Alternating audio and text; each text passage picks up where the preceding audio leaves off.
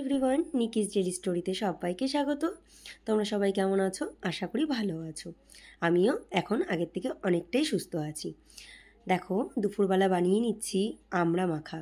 কার কার এই আমড়া মাখা ভালো লাগে আর এই আমড়া দেখে জিভে জল চলে আসছে, তোমরা অবশ্যই কমেন্ট করবে। আমি কী দিয়ে আমড়াটা মাখছি সেটা তোমাদেরকে দেখিয়ে দিই। এবার অনেকে অনেক রকম দিয়ে মাখে। আমড়াগুলো আমি চুলে একদম ছোটো ছোটো করে লম্বা করে টুকরো করে নিই।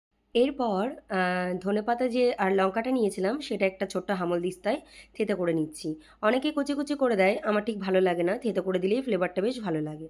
এরপর আমড়া কুচিগুলোর মধ্যে একটু টমেটো সস, কাসুন্দি না দিলে একদম আমড়া মাখা মানে অসম্পূর্ণ। তারপরে ধনেপাতা আর কাঁচা লঙ্কা যেটা থেঁতো করে রেখেছিলাম সেটা দিলাম। এরপর দিয়ে নেব আমি বিট নুন। তোমরা এমনি নুনও ইউজ করতে পারো। আর আজকে দেবো স্পেশাল একটা জিনিস, সেটা হচ্ছে গন্ধরাজ লেবুর রস। এটা দিয়ে আরও দারুণ খেতে হয়েছিল। তোমরা করে দেখবে এরকমভাবে, হালকা গন্ধরাজ লেবুর রস দেবে, ভীষণ ভালো লাগে খেতে। এবার সব কিছু একসাথে সুন্দর করে মিশিয়ে নেব। আমার তো দেখে এখনও জিভে জল চলে আসছে। তো তোমাদের কার কার মানে জিভে জল চলে আসছে দেখে তোমরা কিন্তু অবশ্যই আমাকে কমেন্ট করবে। এরপর আমি একটু টেস্ট করেছিলাম, দেখলাম একটু মিষ্টি না দিলে ভালো লাগছে না, তাই একটু মিষ্টি। আমার আমড়া মাখা একদম রেডি। এরপর আমি টেস্ট করব।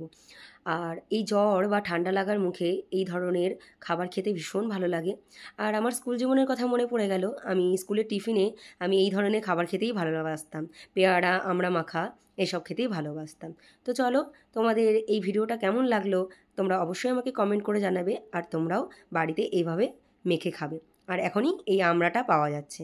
তা আজকের মতন এখানেই শেষ করছি। টাটা।